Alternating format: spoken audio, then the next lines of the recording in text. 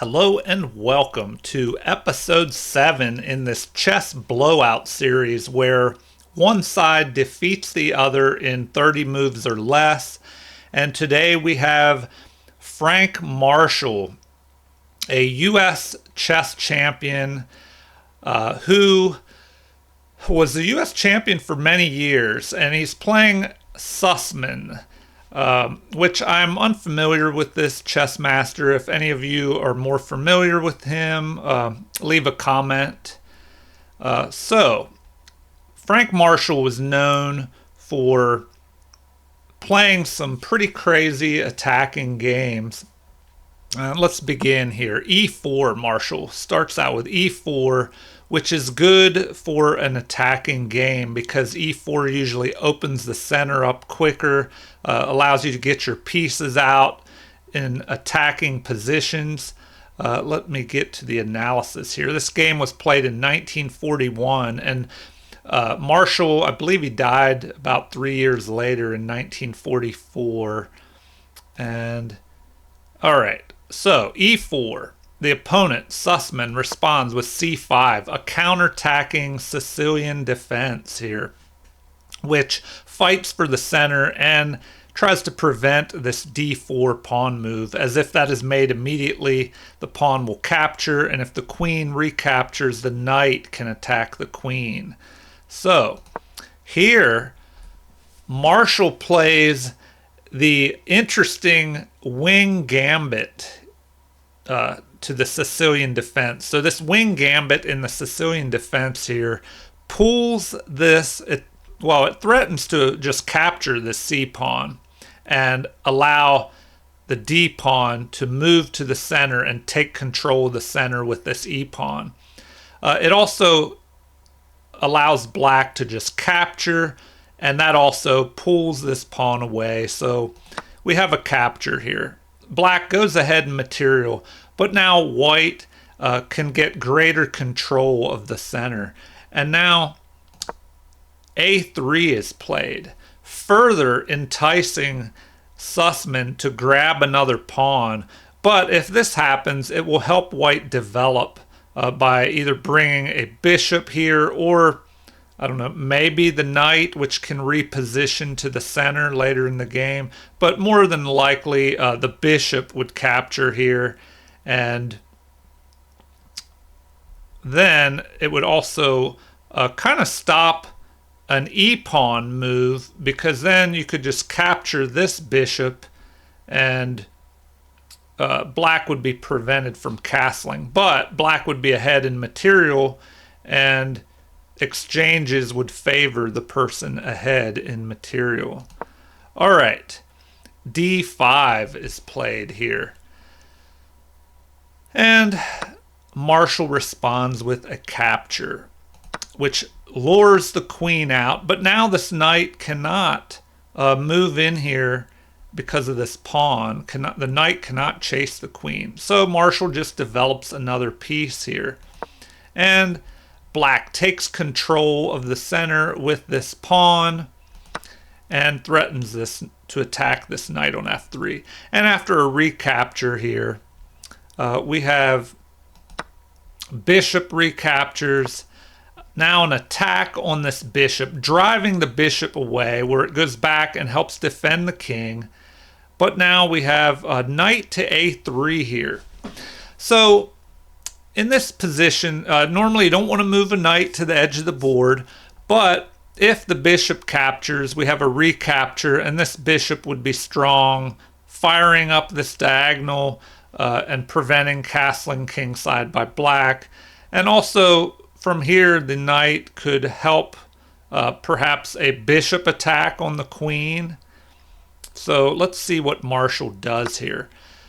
Well, a capture of the knight by this bishop, but now bishop recaptures and prevents the black king from castling kingside. So we have knight to C6, which now this move, not only does it help control the center, but it could possibly allow this knight to move here, and if the bishop captures, the knight could recapture. preventing the king from being stranded in the center. And so now we have rook to b1 is played. And the computer says that Marshall has made an inaccuracy here. But I believe in a lot of Marshall's games, he may play a little bit inaccurately, but he has such crazy attacking games that it may confuse his opponents at times. So the computer would prefer queen to b1 here. So that's interesting that the queen move would be preferred, and that would put white ahead a little bit. So now we have a knight move. Now, I thought the knight, and it does mention it here, the computer says the knight developing the e7 would have been better because that would allow black to castle kingside. But now he is prevented from doing so because of this bishop. And now we have bishop to e2, an excellent move, although the computer preferred queen to a4. And now e4, attacking this knight in the center. So Marshall must take time to move the knight, and he plays a great move, placing this knight right in the center here, where we could have knight captures, pawn captures, and black would gain a pawn in this position. But the king may be left stranded in the center. Let's see what happens. So knight captures, pawn captures, and the queen does not capture, but helps defend the king here to prevent a check with bishop to b5, or even queen to a4 here. Which that would not have been possible if the queen had captured there.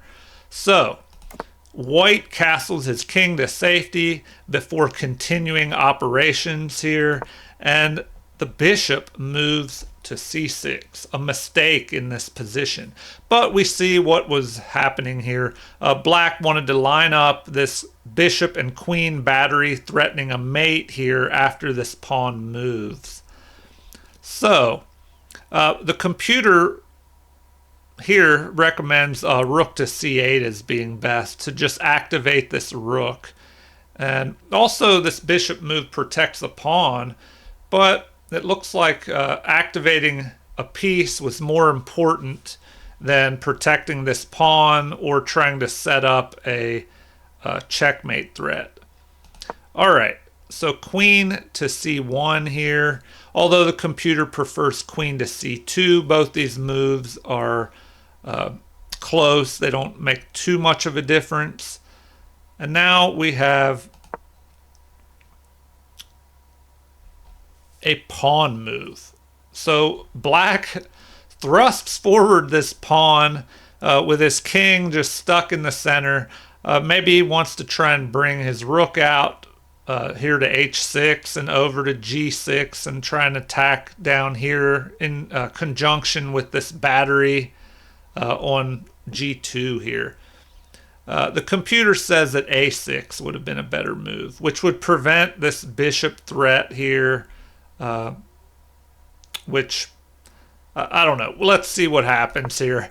d3 is played, and a blunder by black. Castling queenside would have been the best move in this position, but g5 is played, which we'll see here why this was such a bad move. After d takes e4, very interesting. So if we go back here and look, it looks like that is the best move by quite a bit. Maybe someone would think, oh, I could capture this pawn, but the pawn is protected by the queen, so that's not possible. But d takes e4 is the response, attacking the queen. And now we have knight captures. So black goes up further in material here, but his king is still stranded in the center. So now we have an attack. Bishop to c4. Marshall attacks the queen, and the queen retreats here to f5, although queen capturing d4 would have been better. The best move would have been to just capture this d4 pawn. But it's too late. Already we see that white is winning in this position. So if we look at the material, white has the bishop pair, so that's an advantage. But 4 pawns to 5, so black is ahead in material, but the problem is his king is just stranded in the center here. And we have these bishops firing up through the center towards the king, and this will spell trouble for Marshall's opponent, Sussman here. d4, pressing forward, attacking this bishop. The best move, or excuse me, d5, attacking the bishop. The bishop captures, and now we have a rook move, pinning this bishop to the queen. Now with the double attack of two pieces piling up, the rook and bishop both threatening black's bishop. So black protects his bishop here, and it looks like rook to c8 would have been a better move, which pins the bishop to the queen. But after that move, rook captures, and now bishop captures. So the queen recaptures, and now we have queen to c7, the best move in the position, leading to a mate in 10 or 15 with best resistance by black. And here Sussman resigns, as there is a one move mate threat here of queen to e7. But let's take a look here and see how this game may have continued.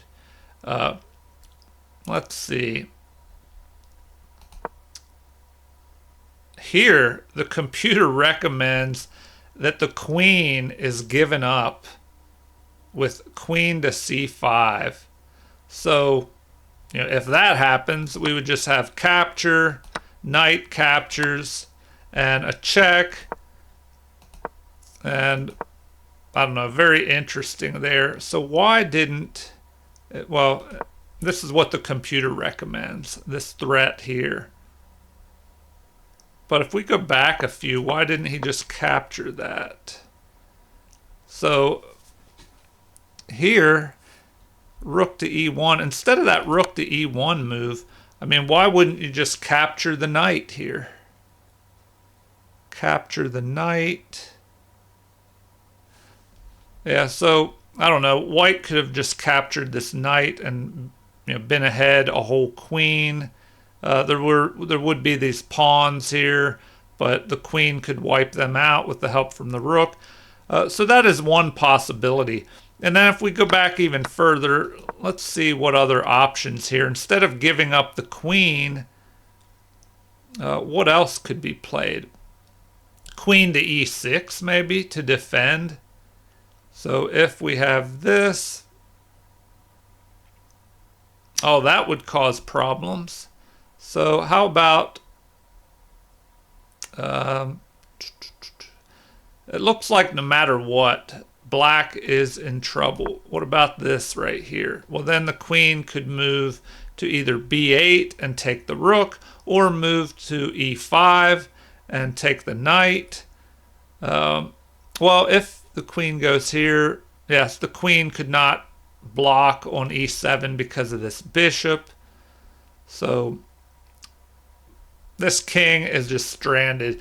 The moral of this story in this chess blowout where Frank Marshall defeats his opponent resigned after move 23, is do not leave your king stranded in the center, or you may be just destroyed in the middle the way Frank Marshall did to his opponent here.